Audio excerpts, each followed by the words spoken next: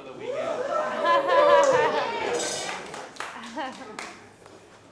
Anyone have any favorites? Anything stand out? Yeah, that purple sweet potato salad was the bomb. Yeah. Oh, wonderful. Anyone else? I like the chicken one. I like the pineapple with the spearmint. Oh, that was good, yeah.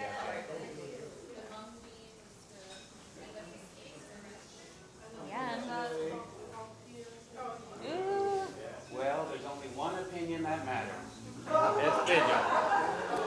So he's going to announce this month's winner.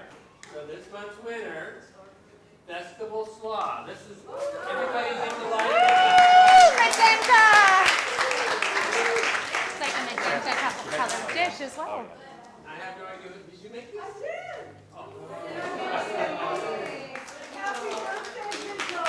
Oh, happy birthday!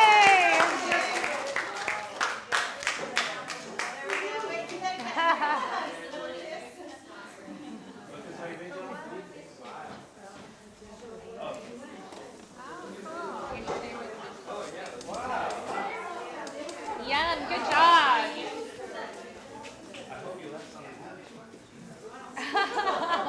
Nope.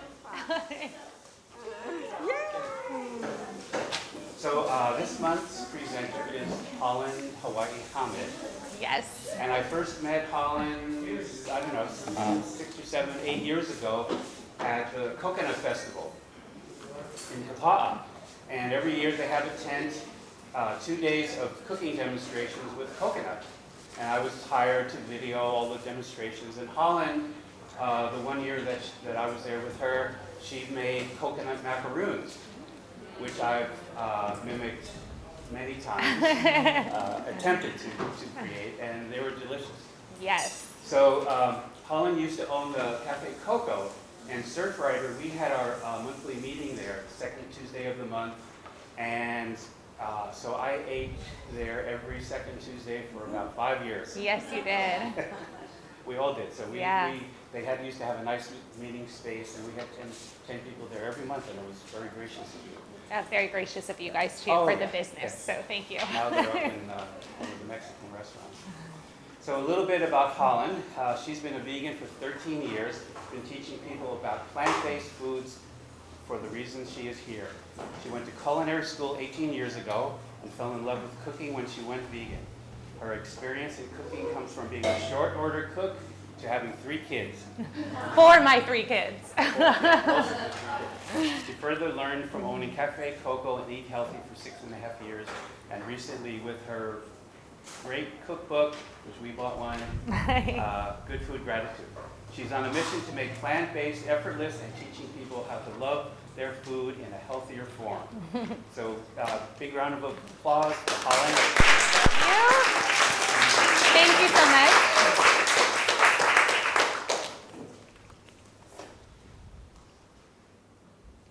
Hi everyone, how are you? Thank you for coming. Hi Holly. Hi everyone. I'm humbled to be here and talk to you about something that made a huge difference in my life and health, and that's vegan foods. About 13 years ago, I was just short of turning 30, and I had some health issues. And I read a book that made me think that some of the foods I was eating maybe were causing them. And I went vegan, and I felt so good that I've never looked back. I've never cheated. It was a very natural transition for me, but I know that it's not so easy for everyone. And I really did fall in love with food again when I went vegan because there were so many ingredients I didn't know about. We basically eat the same foods over and over again when you're on a standard American diet. There's not a lot of different fruits and vegetables or different ways of preparing them. And so for me, someone that loves food, I just thought, what if I took my culinary education and used everything I learned about food and tried it with new ingredients? And 13 years ago, there weren't a lot of replacements. So I kind of had to make everything I wanted. And so now it's a little easier. But in that time, I've learned so much, and I've worked with so many different people. And I just want to kind of make it easier for people to switch over to being vegan, plant-based, or enjoying more fruits and vegetables in a whole kind of healthy form. And so with that being said, one of the things that I've learned with working with people is that everyone has an idea of the way you should eat, right? And I believe it's very individual. Most of us, like, our taste of foods come from our childhood, of things that make us feel good or love, right? Probably when Visual's choosing what he likes, it's those things that hit on his taste buds from when he was young. And so for me, what I want to teach people is how you can replace foods you love with healthier, vegan, or like ingredients so you can still have the food you love in just a healthier form. And so I started just with cooking for my kids, and they are the worst critics in the world. They will let you know if something doesn't taste good. And so it became just, my whole thing is, how can I trick people into eating vegan foods? And most of the time, people would love it until they found out it was vegan. And so that's one thing, is like breaking up with some of the beliefs you have, right? Like that you need to have butter on bread for it to be delicious. Like, there are so many replacements for butter that are absolutely incredible. And just kind of being more open-minded, I found, is like one of the things is just like, why do I have that belief, right? And so anything you feel weird about or you think is right, maybe just questioning it a little. And I had to do that with a lot of different foods. And from there, I really wanted to share it with people. And so I actually started a baked good line. It was called Hippie Cafe, and it was sold at places all over, and it was vegan and gluten-free.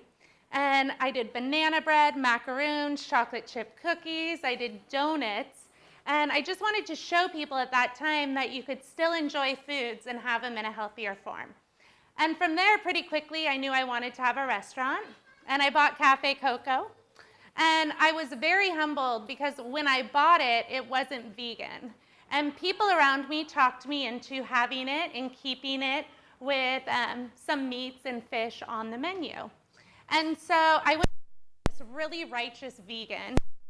I thought I could change the world with vegan food, that every person had to be vegan, to owning a restaurant that sold stuff that I didn't believe in. And it was really humbling for me, and I had to like rein in my righteousness. So now I say I'm only like 5% righteous vegan, and it depends on when you catch me, right? So I give warning, but I have found that most people are really turned off by righteous vegans. And I think part of it is it's like why you are this way. So people who are for animal rights, you know, it's such a passion, and really they believe they can save the world from it. And then there's people like me where mine's all health-centered. It's actually a pretty selfish reason that I eat this way. It's so I feel good. And then there's people who care about the planet, right? And so anytime someone's talking to you, you just need to know where they're coming from, right? And most of the time it's from a good place in their heart, but you just want to see where it is. And also maybe with some of you being vegans, question how we share this message with others, right? And so from there, owning the restaurant, I decided I really wanted it to align with my values, and I switched it to being a vegan restaurant, which definitely was a rough transition. I actually changed the name to Eat Healthy, which some people didn't like. I sincerely apologize if anyone in this room is one of you. But I wanted people to know, at that point, I didn't want to hide it, right? Like, if you're coming in here, you're eating healthy. Like, I'm not going to fool you. I want people who are already aligned with it to come in and enjoy it.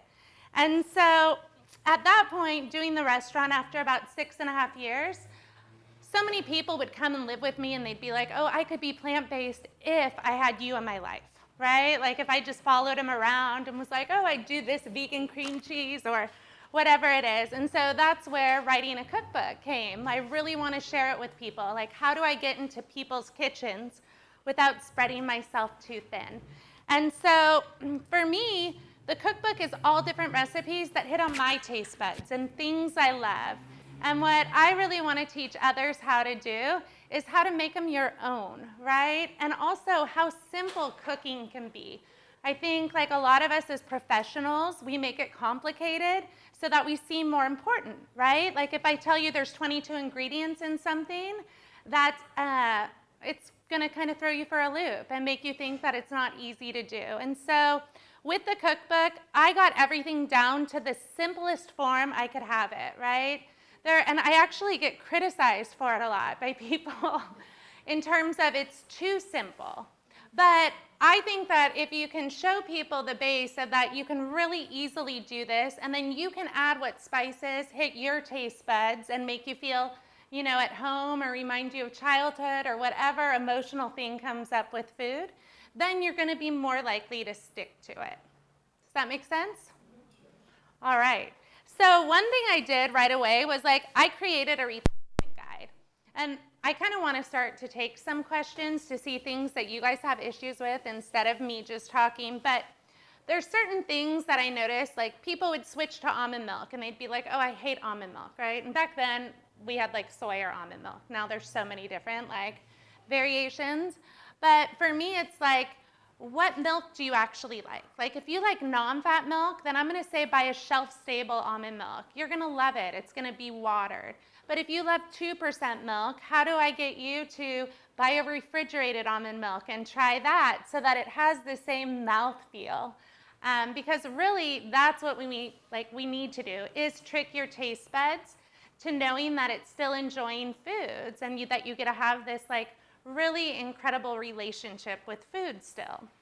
And so those are some of the things. And so I created a website with replacement guides of things I recommend and what I use to replace different ingredients with. Like, I felt like this cookbook in a lot of ways is like just like kind of an ode to veganese, because I love veganese.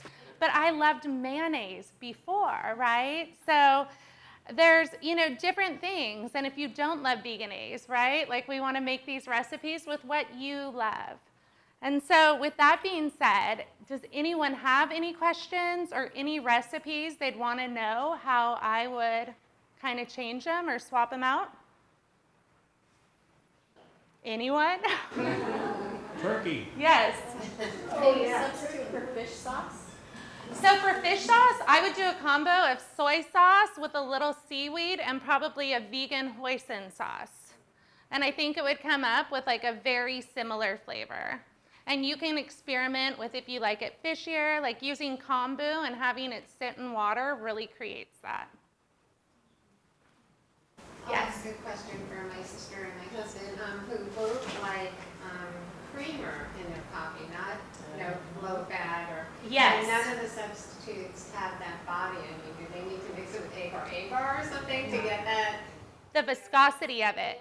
So I like the So Delicious coconut milk creamers. I think they're the closest to half and half, right, that we have. Although I hadn't had it in a while, and I just had it the other day, and I was like, oh, this really has a coconutty taste, where I hadn't noticed it. And cashews are really incredible for it. If you do cashews with water in a blender, that becomes a nice, really thick thing. And like the other thing I say is like, it's like breaking up with your beliefs. Like, are you willing to give it a month of finding something that has a similar mouthfeel and may not be exactly the same, but seeing if that becomes your habit after 30 days? Ice cream. Oh, I make my own ice cream. And it's absolutely delicious. And there's so many different ones now. But for me, I use canned coconut milk. And the reason I use canned coconut milk is because of the high fat. And most of them will tell you what the fat is in it.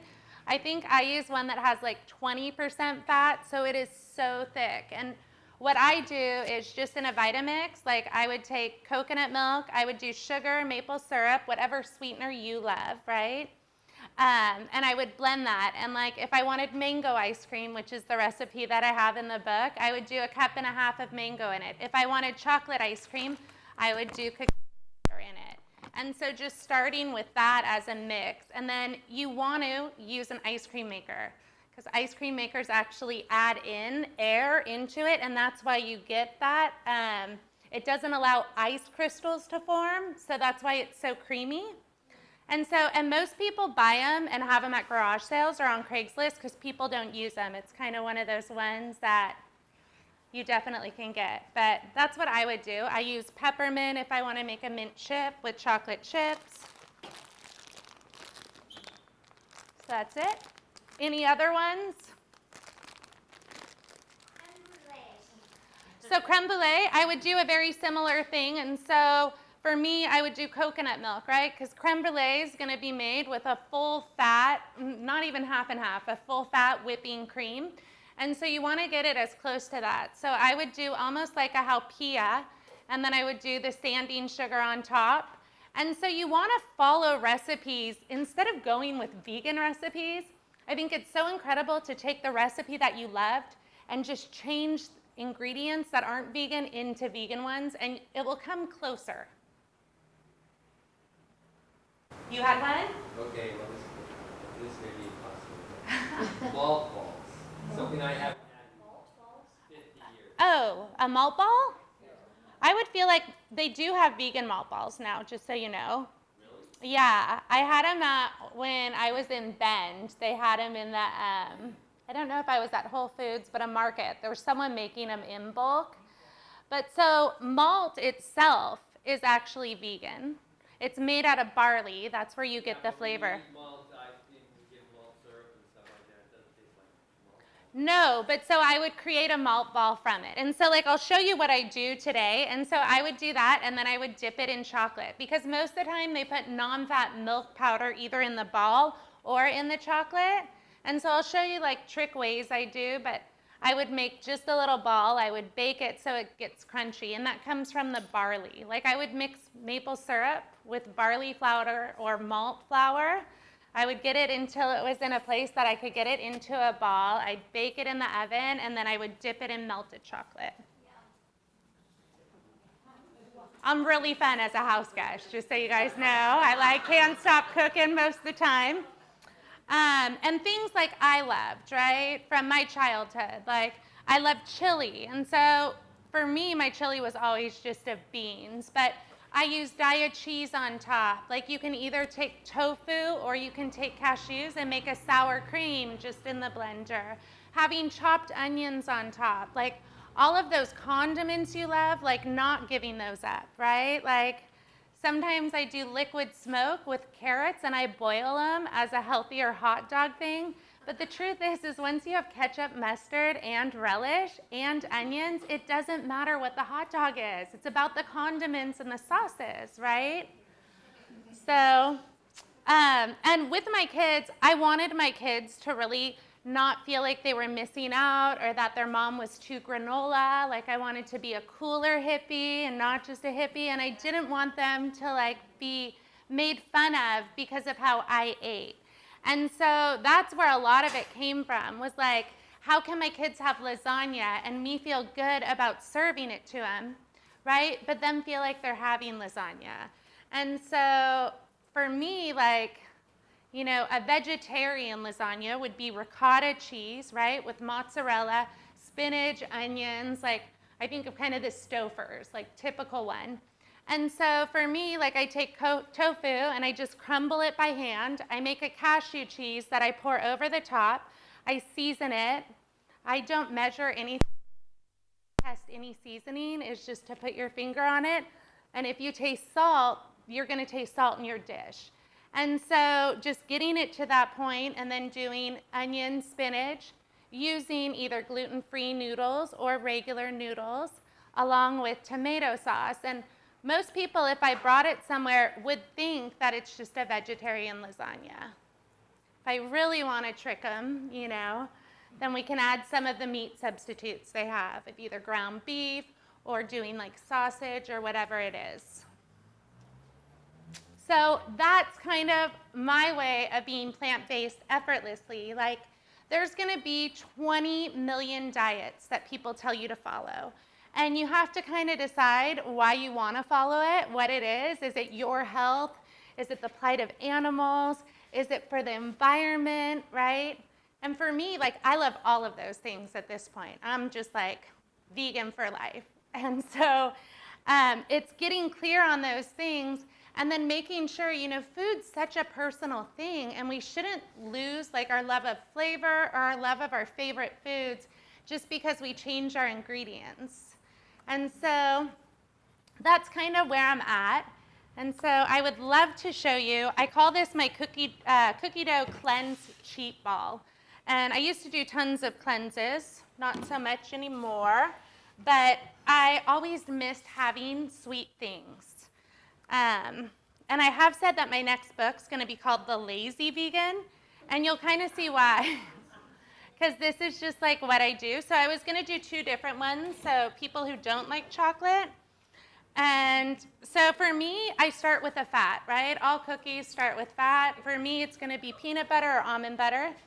Most people like have an actual preference to it, right?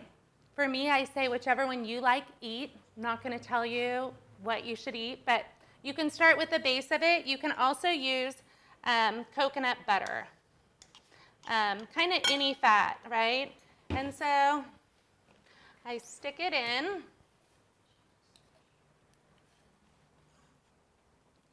Same thing here. Most of the time for me too, when there's oil on top of it, instead of trying to swirl it in, I actually just dump it out. Just don't think I need it. I don't measure anything at this point. Writing a cookbook was really, really difficult for me because I don't.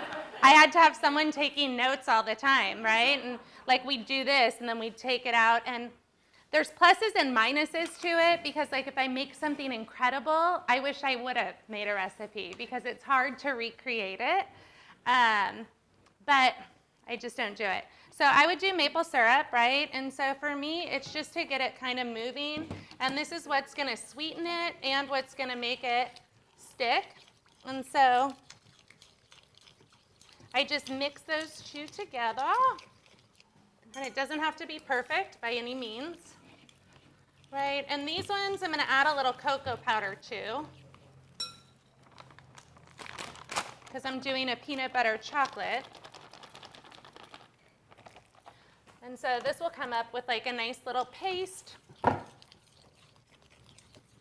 And then, make these to your taste buds. I did these the other day, actually peanut butter with mango. It was absolutely delicious.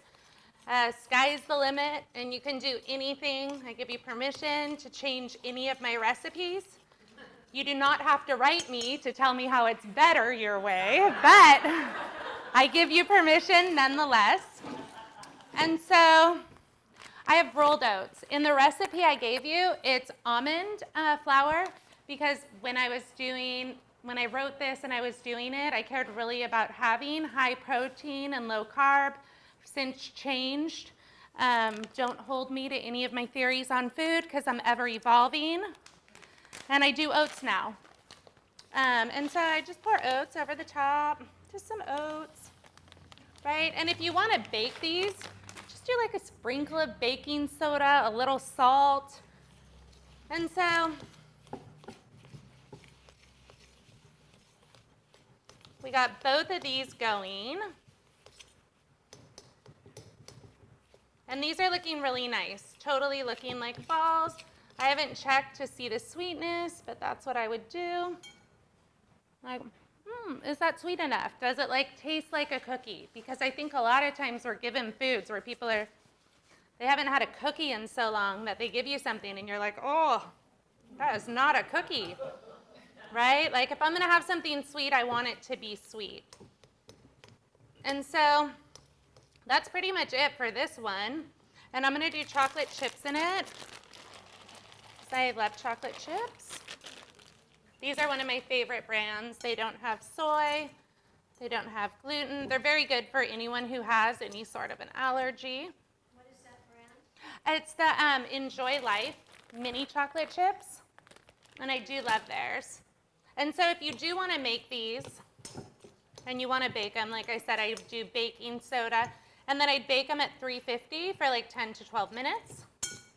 And so that's pretty much it. A scooper does change my life, which it will measure it for you. Even if you decide to take both of these and make, smaller balls out of them, like it just helps you stay on track. So I'll do these and then we can pass them around, but I'm going to go ahead and do this one. So this is the almond butter, maple syrup, and then rolled oats. And you can do quick cooking oats, you can do steel cut oats, you can do regular oats, old-fashioned oats. Like really, there's no rules when it comes to food. And you've been told there are, right? And so I just would say like to play around with it and get it to the way you like it. Like maybe you like it a little less sweet than I do. Maybe you like it a little more sweet than I do. And so with this one, I'm going to do just a little more so they're dry.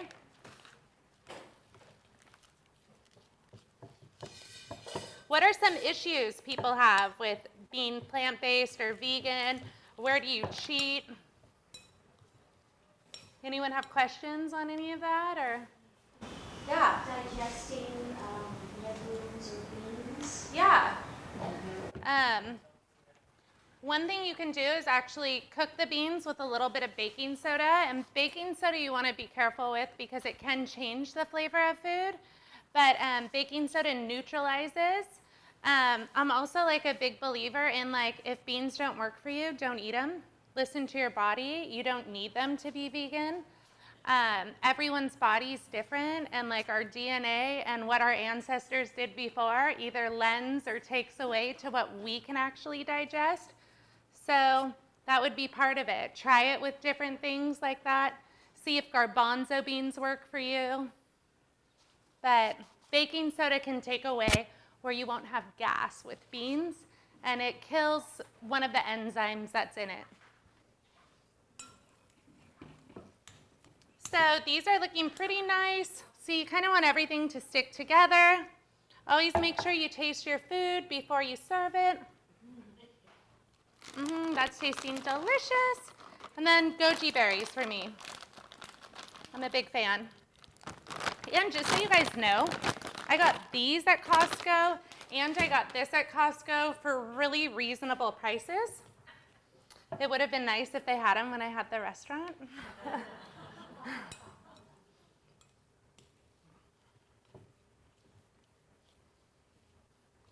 Yeah, and so that's 2 ways of having cookies and having them in a healthy form. I always have these ingredients in my house, so anytime I feel like having something sweet, I always feel way better about having this than having anything else. And so that's about it. In culinary school, I learned that the best tool in the kitchen is your own hands, so don't be scared to use them, right? Hands probably touched every ingredient that you put in it. And so that's about it. Yes? Do you normally cook all your meals, or I've been taught to not cook over 106 degrees. Yeah. And I try to do that as much as possible. Maybe when you're making soups and stews, it's really hard to control that. Yeah. Do you normally? No. I don't pay attention to anything. I just throw out all rules. And like, if I'm cleansing, and I think raw foods and like the theories behind them are incredible, right? And like, if I'm in illness, I'm gonna go to raw foods, but I'm not gonna live like I'm in illness while I'm not. And things that have been humbling to me. My grandfather died at 92. And like, I had been going around like, oh, I can tell you how to live longer, right? And then at some point I was like, oh, I'm 42. Like, that would be really embarrassing if I died. And I'm like telling people I know how to live longer, right? And my grandfather, and we take ourselves so seriously, but my grandfather at 92 cut back to a pack and a half of cigarettes a day and cut back to 6 to 8 cups of coffee. And he was so with it until he died. He had his health, he had his life.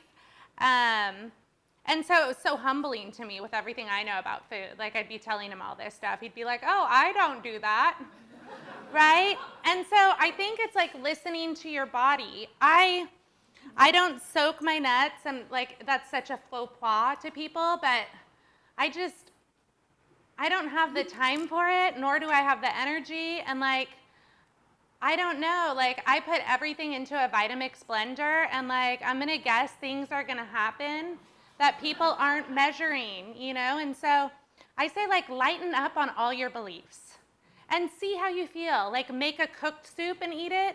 and then make a raw soup and eat it and see if it makes that big of a difference to you, right? Don't listen to anyone else. Your body knows. How about proteins and amino acids as a big one? Yeah, I have like some thoughts on that. And I don't know, this is my thought, right? So amino acids are the building blocks of life. They're super important, right? And full complete protein has between 9 and 11 essential amino acids that our body can't make. They don't produce on their own. And I'm not a chemist. I just have like a lot of theories in my head. And like, I believe just like our body can store vitamins, right? That my body can store essential amino acids and it can chain them together just the way an animal's does. And I also think that like a lot of disease we have is because our bodies, because of how much meat we eat, our bodies have lost that ability, and it's a very important one. And so I just say eat a varied diet. Like there are so many essential amino acids in plant foods. And so I just believe in my body's ability to do it. I pay zero attention to where my protein comes from. None. Like beans, I don't do that great with them. I don't eat them. I don't do a protein supplement. I don't do protein powder. And like I've been vegan for 13 years, and I train athletes that I keep up with who are at the top of their game and 20 years younger than me. And that's because of my diet. Like I couldn't have done that before I was vegan. I think a lot of stuff we have right now and diseases we're hitting on are actually more from an overconsumption of protein. Like breast milk is only 4.5% protein, right? And we're told to get 20%. And it's like a baby grows so much in that year that if we continued growing in that way, we would be like the size of the Statue of Liberty. So like those are some things, right? Like protein's super important, right? But believe in your body's ability to take plant foods and make it into complete proteins. And I think I'm, an example of that. Trust me.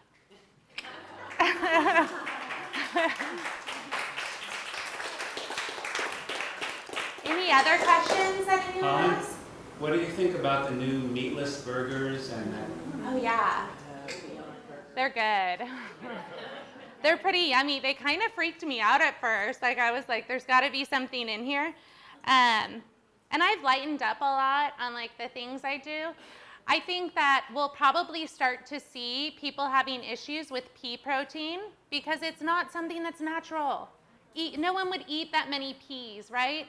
So, like, my whole thing is, like, don't eat tons of it, but have it, like, you can go, like, I think I went to Bubba Burgers, and I got myself a Beyond Burger, and it was absolutely delicious. I'm here today, I'm fine.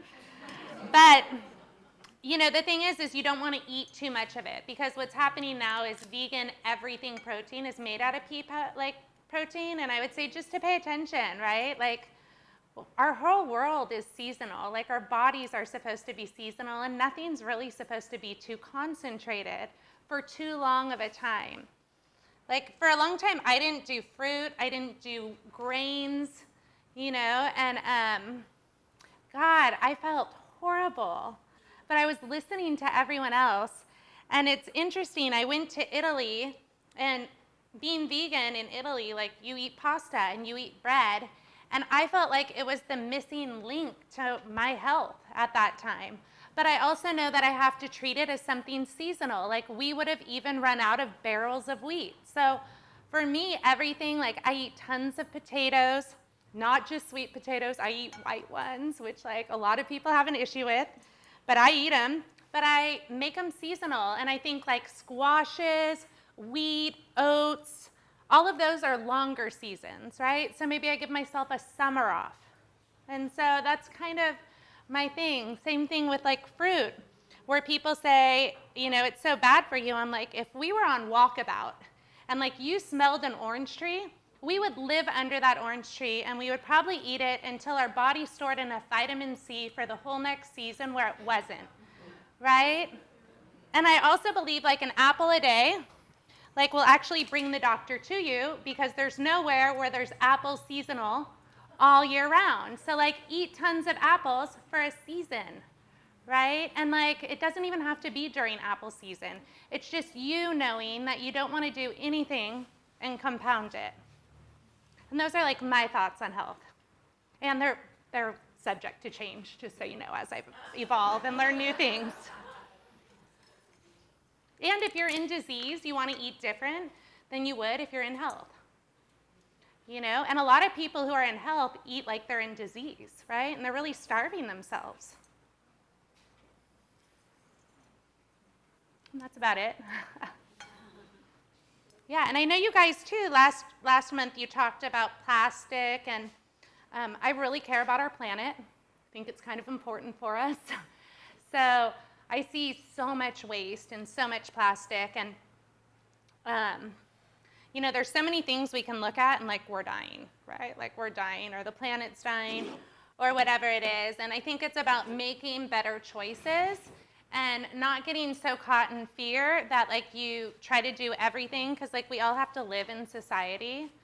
But just making the best choices you can. And so in the cookbook, that's what I talk about a lot, is just like how can you entertain and how can you still enjoy things, but do it in a responsible way?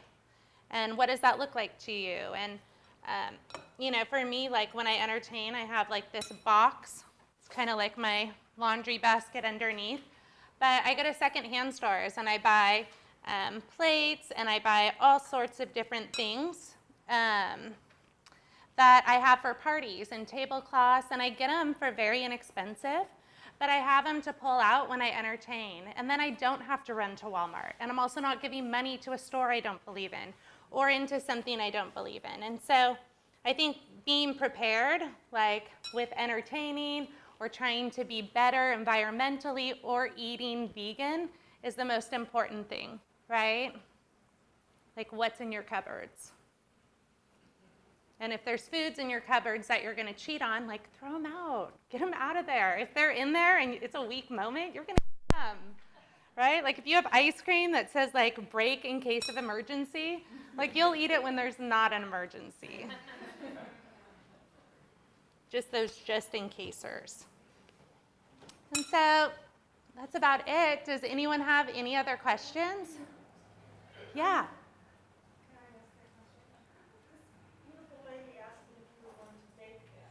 I am not going to bake these. We are going to eat them raw.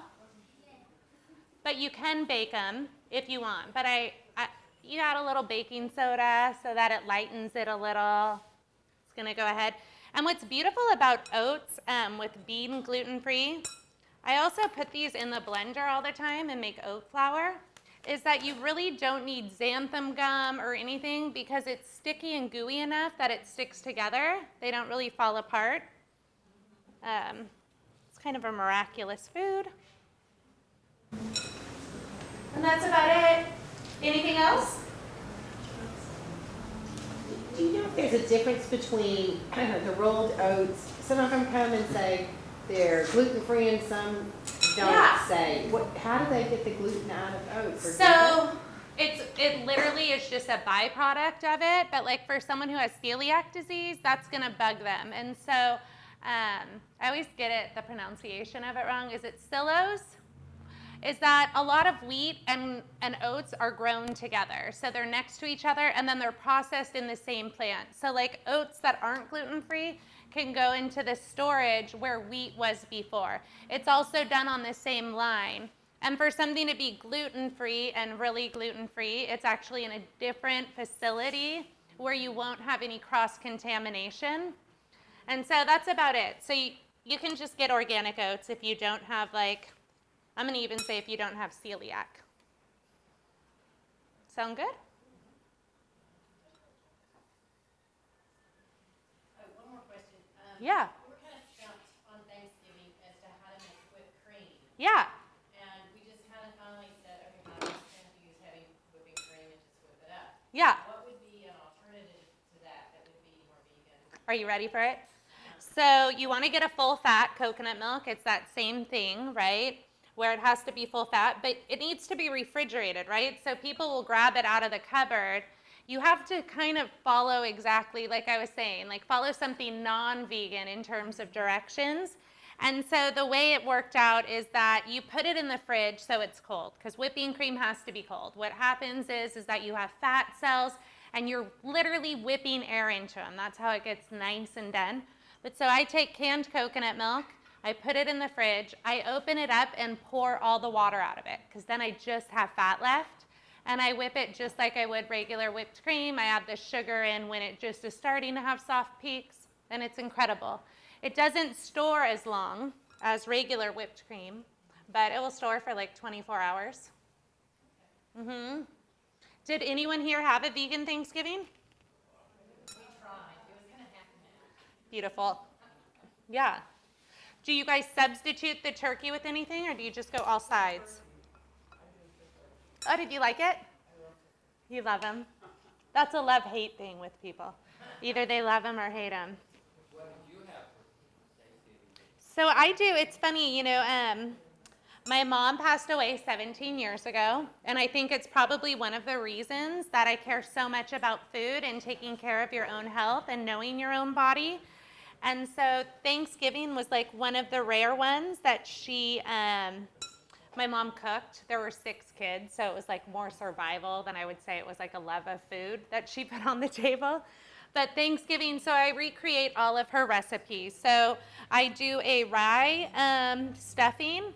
I do creamed corn, which is unbelievable with coconut milk creamer. I do green bean casserole, but I make my own French fried onions, and I make my own cream of mushroom soup for it. I did a pumpkin kale salad with balsamic. I make homemade biscuits. I did balsamic roasted Brussels sprouts and a green salad. And I think that's it. Yeah, all vegan. I'm always vegan. I normally say vegan before everything. People are like, why do you say that? I'm like, because anytime I don't, you ask me if I'm still vegan, all right? And it is, that's the thing, like with rules and different things. Like I was just on a vegan Italian sausage cleanse. I don't recommend it for weight loss, but I just like, it's like having those comfort foods. Like my stepfather was German, and so we had sausage sandwiches growing up that I loved. And like I found that I love the field roast sausages, the Italian. And I do that, and I make a yummy French bread, or I buy French bread, and I do veganaise and mustard, and I do sprouts and lettuce exactly the way I had it. And I must have been feeling nostalgic, because literally it was like a cleanse. I'd say like, I was like, oh, I just feel like that again. It sounds so yummy. And so I think it's things like that, like giving yourself permission to like make vegan fun, right? Make food fun. Yes. I get them all over. I go to Papayas a lot. I'm a fan of their bulk section. If I can find it at Costco, I'll do that because it's so much more cost effective. And then, do you guys know Rika? Rika, she's just a woman. She actually sells to a lot of the health food stores, but I get specialized stuff from hers. It's very fair trade. And she sells, I forget the brand name, but anyone can write me, and I'd be happy to give you her number. She does superfoods and nuts. Like she gets the Italian almonds that are incredible. Their cashews are hand-cracked, cashews from Mexico. And so from places like that as well. And like even with making almond milks and stuff, because I do that, like I take a cup of almonds and I fill it up with tap water or my Berkey water. And I'm still okay. I have had, tap water. I just tell myself I'm drinking Hawaiian water and not tap water. And I put it in the blender. Like, I don't soak my stuff. Like, all of it's just so much work, and I don't have that kind of time. Like, when I had I'm a very busy person for the most part with my businesses and different things. I still like things being made from scratch, so I just try to make it as simple as I can. And like I also bless a lot of the foods. Like, we're so weird about foods where we're like, oh my God, were your nuts not soaked when you made that? Like, I can't drink it. And it's like, I think like we're in such abundance in this country that we can like lighten up a little on foods. That's just a thought. Everyone's like, oh. Some, you know, a lot of times I get clapping. It depends on the crowd, right? Thank you. Yeah. So what is your favorite oil for preparing food, and what do you think of hydrogenated vegetables? Yeah, so I mean, I eat everything pretty organic. I'm like an organic junkie. And so I love olive oil. However, like I come from Europe. My roots are European. Probably if I was Hawaiian, I would do way more coconut oil. And in terms of heating it, like I cook everything pretty much with water as my oil, and I put oil on after so that it has that mouthfeel to it. But like if you are gonna saute onions, you put like 2 tablespoons of water in there and you saute it, they will get soft, they'll get beautiful. It normally won't burn your foods like oil will. But then say say it's zucchini I add in there. At the end of it, while it's still warm, I'll just drizzle some olive oil so that it has that fat and that like flavor. And so that would be my kind of thing. I love nut butters. I make a lot of sauces from them. I use cashews for it too. But olive oil is kind of what I fall under. Which I know there's a lot of controversy over heating it too much. I don't cook any of my foods at that high of a heat, for the most part. I'm not like a big sauteer. So I don't know if anyone would like to try some, or if we want to pass them around so you can see what it's like. And I'm happy to make more if I need to. I'll wash my hands really quick. Hollan, what would you use to make, like to trick someone into a pasta meat sauce? They think they're eating a meat sauce. So it is so incredible. If you have a food processor, that's another thing. Tools in the kitchen can really make tricks. So I just did a bolognese that is walnuts and carrots. Both have been Cuisinarted, so they're small, very much like a ground beef. And then I did jarred tomato sauce. I did crushed tomatoes, red wine, and a little balsamic. And like for me, it was almost like I was really full off of it from it being based on the walnuts. But I don't think anyone would be able to tell if you didn't tell them. You are so welcome. So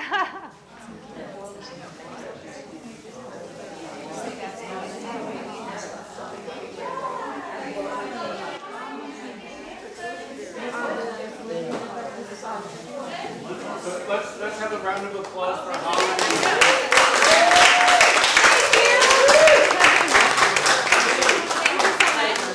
That was both inspirational and practical at the same time. Yes. So the video that I did will be ready probably in a couple of weeks, and it will be on our Facebook page and on our YouTube page, Vegetarian Society of Hawaii chapter. You'll find it. I'll send a link out on MailChimp in 2 or 3 weeks. If you go to any of those sites, consider joining. Whoever's not a member, VSH.org. Please become a member. Yeah. Our next meeting is January 6th, and it will be here. We don't have a speaker yet. I'll keep looking. If anyone has a suggestion, please contact me. We could always go to the video screen and show a movie. Have you guys done Game Changers yet? No. Yeah, you should do that. Oh, we almost did it.